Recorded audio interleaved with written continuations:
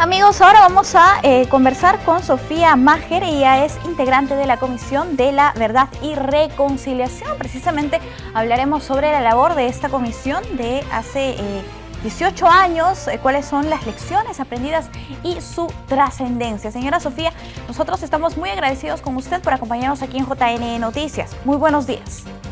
Buenos días, encantada. Señora Sofía, por favor, coméntenos cómo ha sido elaborado este informe, cuánto tiempo les ha tomado. Sí, se creó la Comisión de la Verdad en el gobierno de transición en el 2001 y dieron 2 años y medio en total, pero eran realmente 6 meses para preparar el trabajo y otros 6 meses para preparar el informe. O sea, más o menos tuvimos como un año y medio para hacer el trabajo de campo, para hacer la investigación. Es bien importante que cuando hablemos de la Comisión de la Verdad, recordemos el mandato que se le dio a la Comisión de la Verdad, y el mandato fue saber qué había pasado con las víctimas y, además de eso, dónde estaban, qué había pasado con ellas, y que trataran de explicar al país las causas de por qué se llegó a eso y también las consecuencias para poder plantear recomendaciones al Estado peruano para que estas cosas no se vuelvan a repetir. Entonces, me parece bien importante tener eso en cuenta, que estos procesos que se les llama en el mundo entero como justicia transicional está centrado en las víctimas. No es la elaboración de una historia del conflicto, sino es qué pasó con las víctimas. Y por eso su importancia, o sea, si sabes cuál es su mandato, puedes entender por qué son tan importantes estos procesos, ¿no? Y en el país, hasta antes de la Comisión de la Verdad,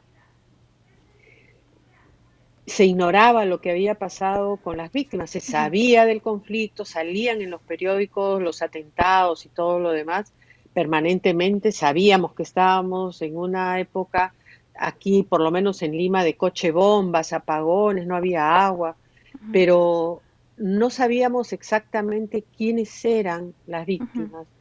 Y entonces este proceso lo que hace es ponerlas en esfera pública, ¿no? Y creo que es un momento tan importante para ellas, de que por fin en un momento el Estado decide tomarlas en cuenta y le dice, ¿no? Al crear una Comisión de la Verdad, les dice: ustedes son ciudadanos y ciudadanas que tienen derechos y que el Estado de alguna manera les ha fallado y tenemos que repararlas.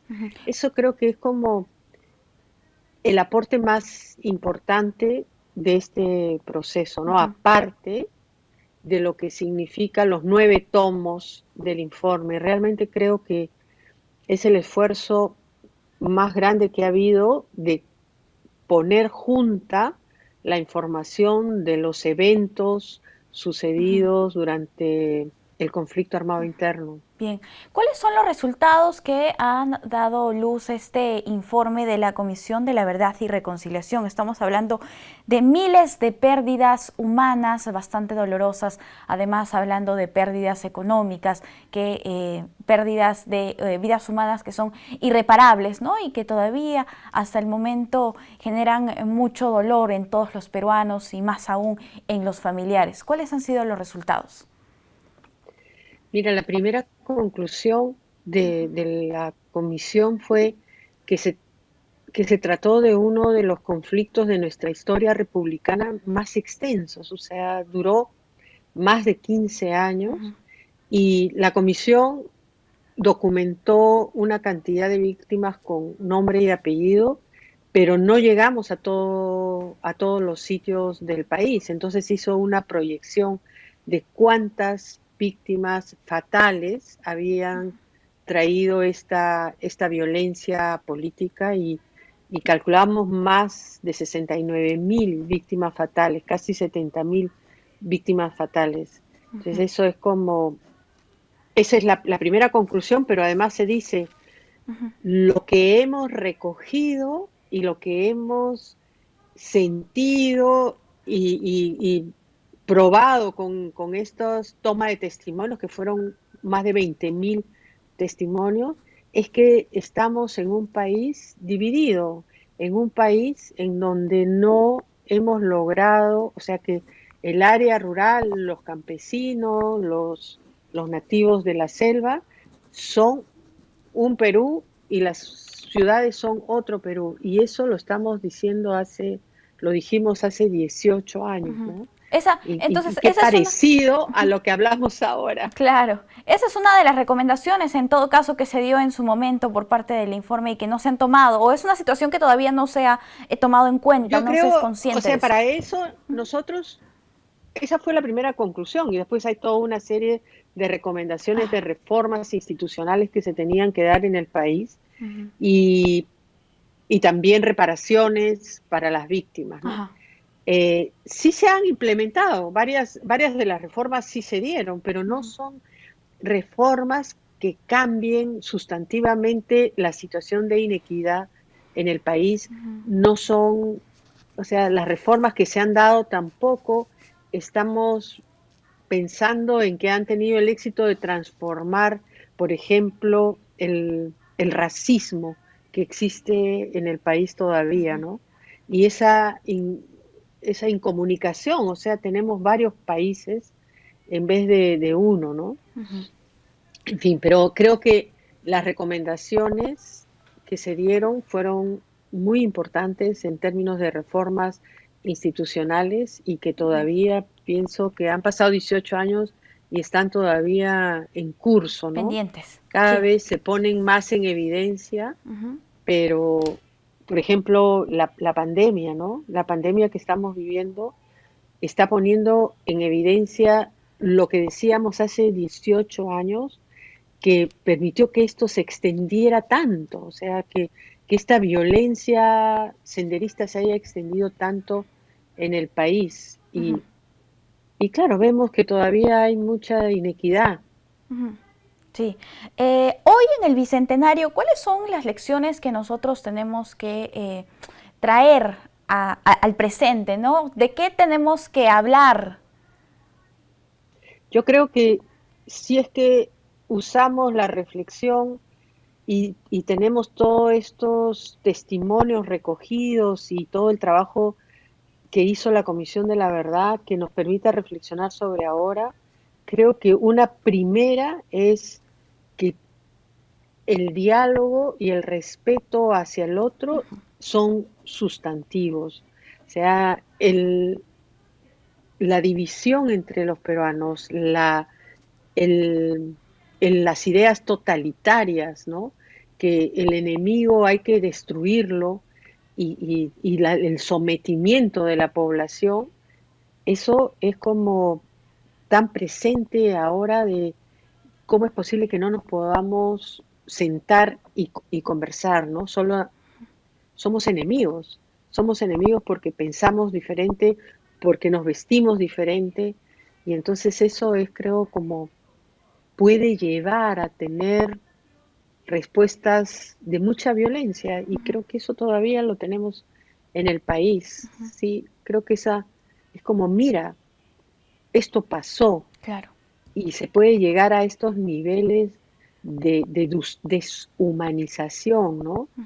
Tanto de Sendero, que es el principal responsable de las muertes y quien inició este proceso, pero también una primera respuesta del Estado en que llegaban a las comunidades y ni siquiera sabían el idioma de los que estaban en la comunidad y asumían que eran todos senderistas y eran también a la vez, eran sometidos por Sendero Luminoso esos campesinos y fueron asesinados también. Entonces creo que eso es como alerta, ¿no? Estas cosas no pueden volver a pasar en el país y, y la manera es, o sea, puedes pensar diferente, puedes tener opciones diferentes políticas, pero eso se tienen que procesar, se tienen que discutir, se tienen que tratar de buscar acuerdos, ¿no? De cómo llevar adelante y resolver los problemas todavía de trabajo, Claro. de salud, de educación. Pero sí, yo creo que eso es. La gran lección es tienes que respetar al otro, tienes que escuchar al otro, y si no piensa igual que tú, no es tu enemigo, piensa igual que tú, y tienes que discutir y argumentar. Ujú.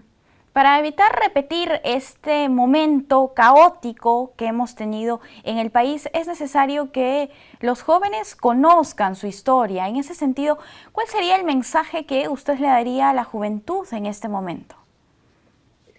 Sí, yo creo que es fundamental, y creo que el lugar de la memoria, el LUM, y lo puedes hacer por internet, Ujú. te ofrece un recorrido que te presenta qué pasaba con los pueblos, qué pasaba con las víctimas, qué pasó durante el conflicto, y sobre todo encuentras testimonios que son diferentes a lo de la Comisión de la Verdad. La Comisión de la Verdad es mucho más dura, en que te presenta los crímenes, los eventos, las situaciones de guerra que sufrió la gente, pero en el lugar de la memoria lo que se pretende es esto que pasó en el país en relación al desarrollo y a la formación democrática de nuestra nación, ¿no? Y entonces te plantea, por ejemplo, testimonios, y puedes escuchar testimonios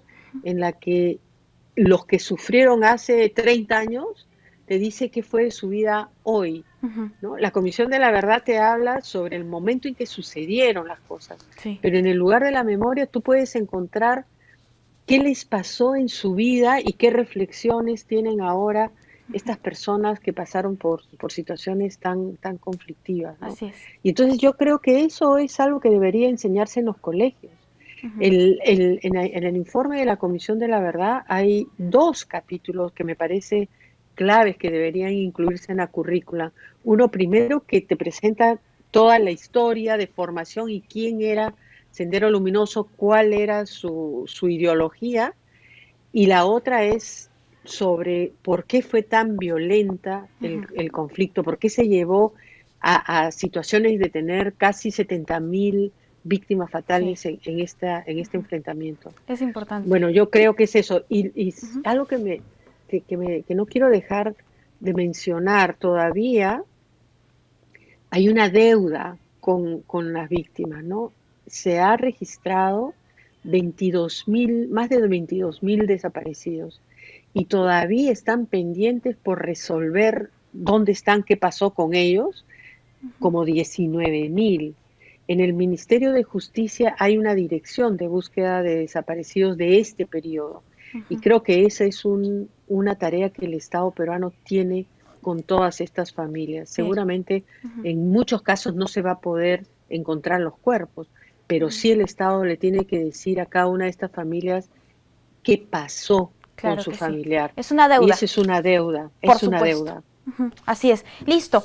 Señora Sofía, muchísimas gracias por acompañarnos y qué bueno que menciona lugar, ¿no?, de la memoria, en el que se habla bastante de todo lo que ha ocurrido en ese momento y que de repente los jóvenes desconocemos porque quizás no hemos tenido esa formación a través de la educación básica. Sin embargo, es nuestra oportunidad. Me parece que se pueden hacer las reservas de citas de manera virtual, y usted también comentaba que se puede visitar este lugar de manera virtual. Entonces, es una oportunidad, es un buen momento para conocer el pasado, porque el Excelente, terrorismo no se puede volver a repetir, se tiene que rechazar totalmente. Muchísimas gracias por excelente, sí. acompañarnos.